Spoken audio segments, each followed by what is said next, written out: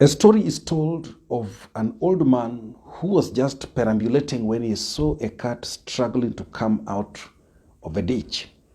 And so he offered to help the cat out. Every time he placed his hand to pull the cat used its claws to scratch him.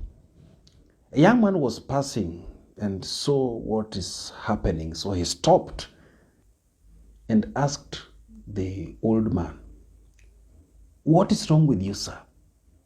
How can you allow a mere cat to scratch you to the point you're now bleeding profusely?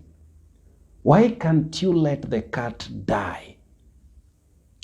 Then the old man looked at him straight in the eyes and told him, "Young man, it is the nature of cats to use their claws on people.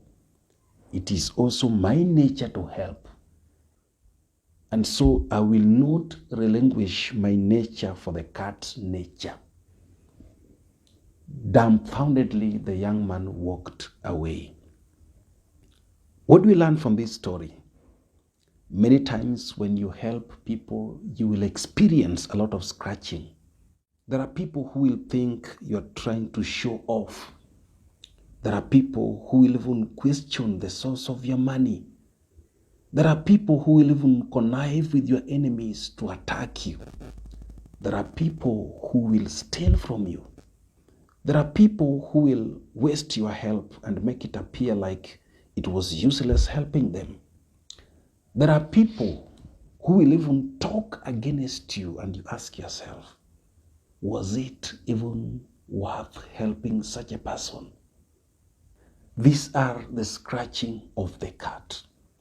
And with all this, someone can decide and say, if this is the nature of people, let it be. I will never help anyone again. Well, if you're in that category, you are the one I'm talking to. Now, this is the advice I can give you. As the help leaves your hand, let it leave your heart at the same time. With that, you'll never be attached to it, and you'll never hurt you when the people behave according to their nature. Don't give as an investment scheme. Don't give and expect the person to reciprocate. Giving is actually the key to receiving. Do it for your own good. Now, let me tell you something. There are people who will never go back to poverty because they have cemented their wealth through philanthropy. There are people who can never be cursed because they have touched many lives, and there are people praying that they continue living and prospering because they're receiving from them. And so if I may ask you, how many people are thanking God because you lived? When I talk of giving, I don't only mean monetary aspect. That is one of them. I don't only mean material aspect. You can give many things. How many people have you connected and are thanking God they met you and they got a platform that they're eating from? How many people have you trained what you're doing so that they say, I acquired this skill from so and so? Now, let me tell you something. Giving keeps you on top always. It never rains upwards. It rains downwards. And as you continue giving, you remain a leader, even if you're the youngest. Giving attracts God's favor. When God knows through you many will receive, He will ensure you never lack. Giving makes God attend to your matters and reduce your problems. And so when you are giving, please do it cheerfully because it is for your own good.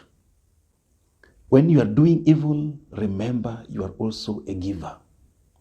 You can never give trouble and expect peace. It never happens like that.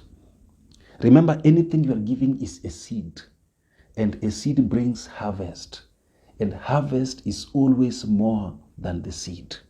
And so as you give that evil that you think is severe, expect the harvest of the same. Plant what you want to harvest.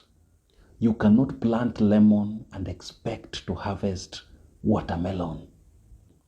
Give, and it shall be given back to you. Good measure, pressed down and shaken together, shall men and women give unto your bosom. Thank you.